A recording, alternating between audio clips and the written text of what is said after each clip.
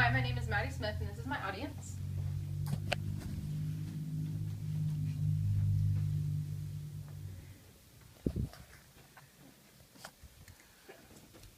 Imagine spending every day telling a loved one what they like to do, what they like to eat, and even who they are.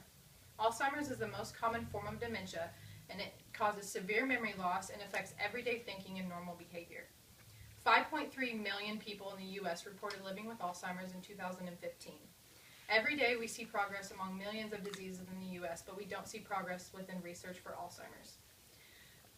There's such low confidence in finding a cure that it's really hard to get progress at any stage of research. There isn't much light shed on Alzheimer's because it develops later on in life, so people don't really think about how much of an impact it can make. Being the 6th leading cause of death in the United States, Alzheimer's is just as impactful as the 5 above it and the hundreds below it.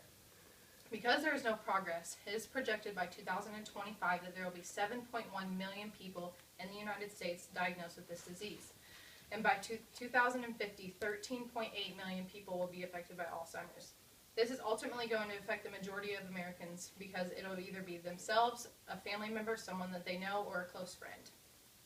So during my speech, I'm going to give you some statistics, tell you about the research, tell you about how it impacts my life and how it could impact yours.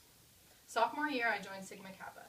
Sigma Kappa's main focus is gerontology and Alzheimer's research. When I joined, I didn't know that it would make such a big impact on my life. But soon after, my grandma's Alzheimer's took a turn for the worst. She passed away a few months ago, and now I feel like it is my job to educate, not only because of my sorority, but for my grandma as well. Alzheimer's was first discovered in 1901 by Alois Alzheimer, according to Linda Marza, who wrote the article Cracking the Alzheimer's Code. Alois and millions of other researchers have been working throughout the years to try to find a cure for this disease, but it is not working. Symptoms include short and long-term memory loss, severe confusion, suspicion about family members and friends, and behavioral alterations. Some risk factors, according to Catherine Bales, who wrote the book Cognitive Communication Disorders of Dementia, include age, gender, loneliness, less education, head trauma, family history, and even the age of a mother at the time of an individual's birth. In later stages of Alzheimer's, it is difficult to speak, walk, and even swallow. Catherine Bales also stated that a diagnosis of Alzheimer's reduces life expectancy to 1/2 that of healthy aged adults. If anyone sees symptoms, it is recommended to go get the 7-minute screening test, which is ultimately just tested to detect whether you have early stage Alzheimer's. Grandma Amy was as smart as a whip. She was doing things in her 60s and 70s that no other 60 or 70-year-old would do. She would go skiing, hiking, boating, and any other outdoor adventure that she could take on. But within the last 8 to 10 years of her life, she could not do this anymore, and she had to come live with my Meemaw. She would forget simple things like the dog's name, what she had for lunch that day, and she would always forget what college I attended and ask me every time that I came home. What Grandma Amy went through is no different than what other people will go through every day, and some are too naive to see a doctor about it.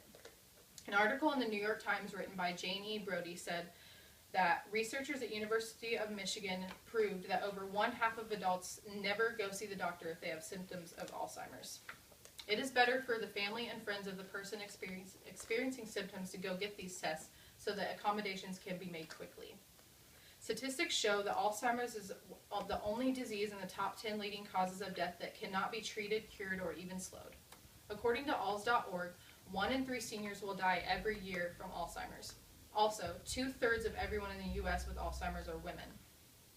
Every 60 seconds, according to alz.org, someone develops Alzheimer's in the United States. Millions of dollars are spent each year.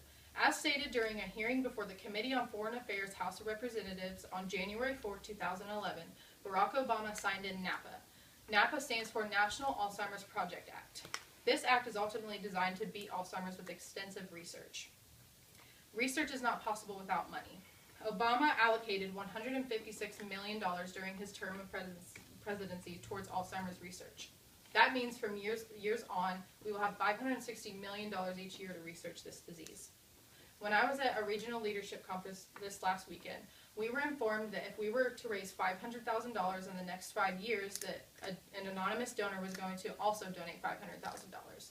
We were only $4,000 away from this goal. So as collegians, we all came together and donated a little bit of money. And by the end of the conference, we were informed that we had reached the $500,000. So the donor called And she ended up being a Sigma Kappa herself, and she donated the $1 million to this research. We know now that Alzheimer's might be nearing an end, and we might have progress in the next 10 to 20 years. We hope that this disease will be defeated. Working towards a cure has become something that's very near and dear to my heart. I feel now that it's my duty to educate people, not only for the sake of my sorority, but for the sake of my grandmother as well.